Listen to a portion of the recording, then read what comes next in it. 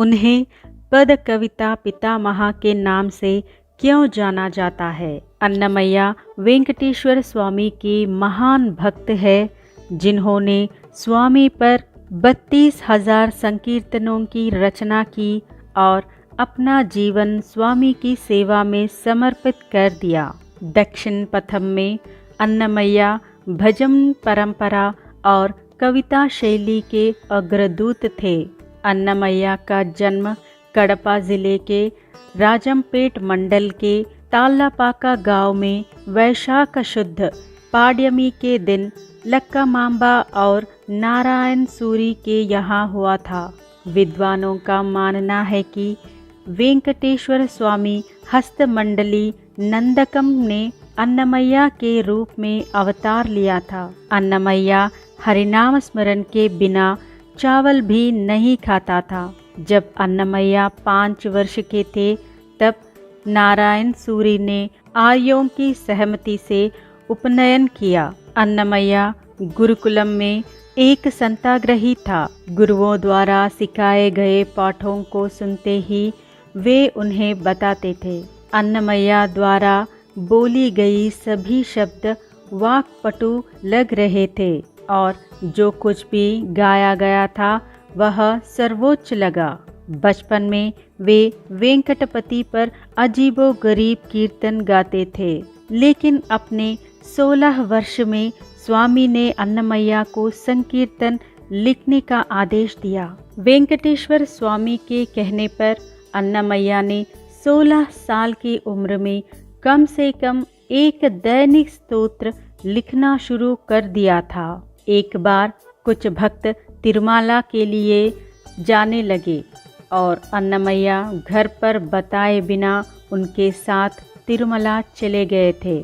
तिरुपति के बाहरी इलाके की ग्राम शक्ति तालपाक गंगा की पूजा की। तिरुपति में अभी भी ताताय गुंटा गंगम्मा, अंकालम्मा, वेशालम्मा, कालेम्मा, नेरेलम्मा, कावाम्मा और मारलैया नामक ग्राम शक्तियाँ हैं। अतीत में तिरुपति आने वाले भक्तों का समूह तालपाक गंगम्मा की पूजा के बाद ही तिरुमला का दर्शन करते थे। आज मई महीने में तिरुपति में गंगम्मा जातरा भव्य अंदाज में मनाया जाता है। अन्नमय्या जो तिरुमला की परंपरा को नहीं जानता, तिरुमला पहाड़ी पर चप्पल के साथ चढ़ता है।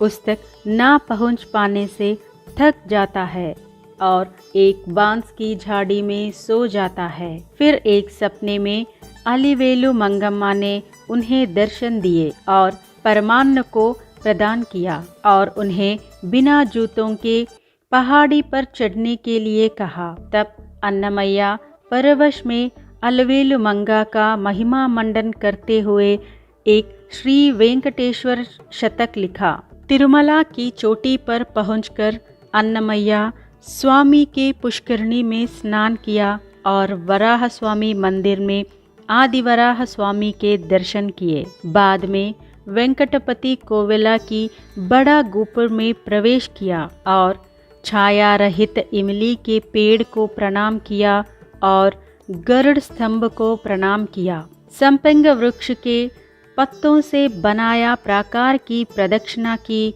और बिरजा नदी को प्रणाम किया। आभूषणों से अलंकृत वेंकटेश्वर स्वामी के दिव्य मंगल के स्वरूप का दर्शन किया। इस प्रकार अन्नमय्या ने अपना जीवन वेंकटेश्वर की महिमा के लिए तिरुपति में अपना जीवन बिताया। अन्नमय्या संकीर्तन की महानता को सुनकर विजयनगर के राजा सालवा सिंहराजू ने अन्नमय्या को अपने दरबार में आमंत्रित किया।